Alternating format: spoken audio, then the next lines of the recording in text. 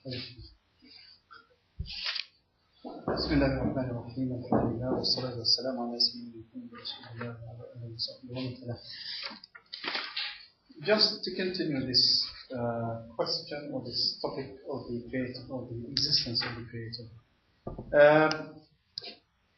Now we can deal with the real issue, which is, yes, we can prove the existence of God, or we can think of the existence of God. There are no hindrances, there are no impediments, and we shall now try to trace or follow the traces leading to the Creator.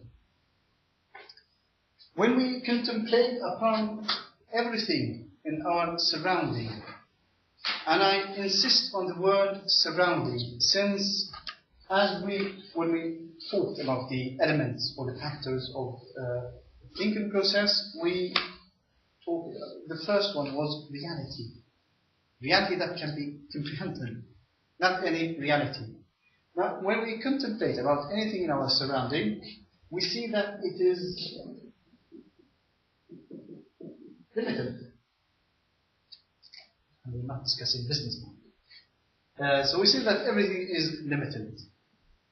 And the first question is, from where does this limitation come? Because if any one of us would choose, we wouldn't choose to be limited, neither in, when it comes or in terms of how rich we are, how much knowledge we have, the power, the what shall I say?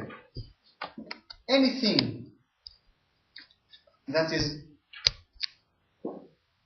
in our favor, anything that would benefit us, we wouldn't choose limitedness. We would choose unlimitedness. So how come that things are limited? Who was the one that imposed this limitedness upon things? Is it the thing itself? Me? Did I decide how long, or how tall I can become?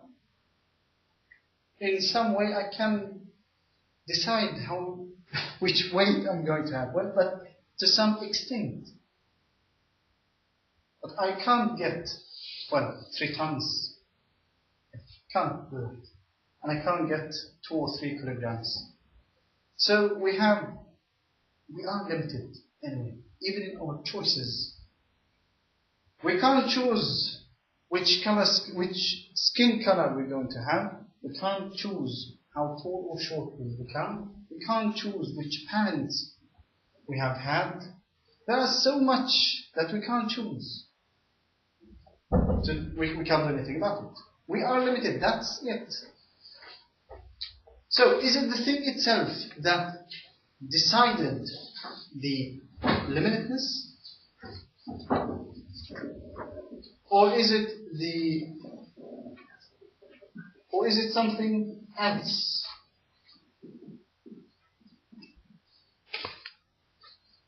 We know that this is false, so we have to look for this something else. And this something else, it can't be something that suffers from the same limitation like the thing itself.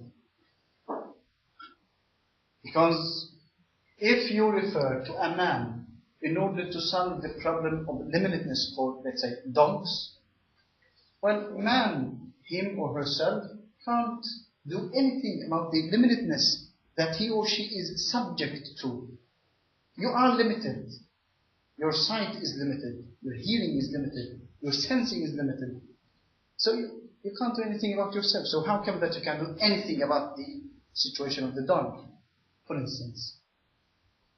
So it can't be something that is suffering from the same limitation. That's number one.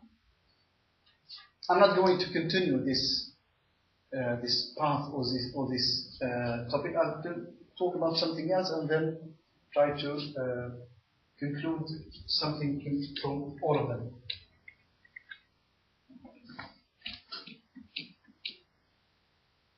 Number two, being limited implicates, or being limited in order to survive. I mean, we have to have air in order to survive. We can't survive without air.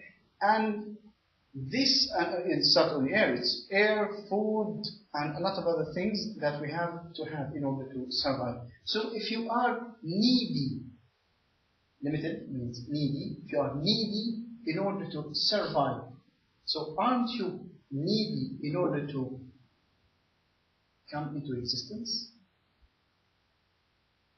Most truly, you are. If you need anything to survive, that means that you are in far more need and bigger need to exist, to come into existence. That's number two. Number three, we see that the features, the characteristics, the qualities of things, that the fire burns, for instance, that the water stills our thirst, and so on. We see that those qualities are inherent in the material. It's nothing that you add by yourself. Now I choose to add, let's say, the feature of burning into this table. So anything that gets in contact with this table will burn. I can't do that. Tables don't burn. They can get burned, yes, but they don't burn. Something else. And the same goes for instance, water. I can't change, I can't alter its qualities. The qualities are there. So the question is, once again, from where does each and every one of those qualities come from? Is it from the thing itself or from something else? It can't be from the thing itself, since, as we talked earlier, anything that wishes, anything that can do something, that can manufacture, that can bring things into existence, has to fulfill four features. It has to be living, it has to have knowledge, it has to have will, it has to have power and capability of doing this. And water doesn't think, doesn't have knowledge, and so on. So we can apply that from this part as well. So you see that regardless the point of view, regardless the perspective you use in order to contemplate on everything in your surrounding, and I'm not talking metaphysics, I'm talking about the surrounding material, you would say that it's limited. You would say that it is needy, including ourselves, of course. You would see that it is not able, it's not alterable, not changeable. So now we can ask ourselves, who lies behind all these things? Who is the one that has given things their qualities? Who is the one that has given us these limits that we can't break, that we can't do anything about? It can't be the so-called nature.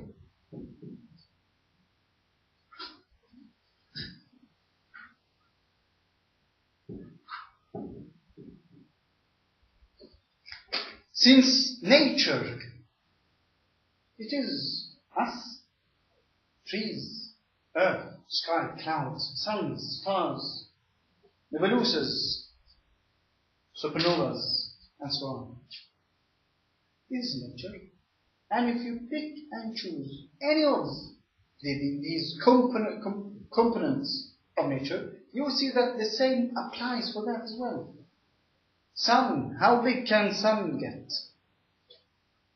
Who decided the limits for sun? Who decided that sun would have the quality of burning, of producing this much energy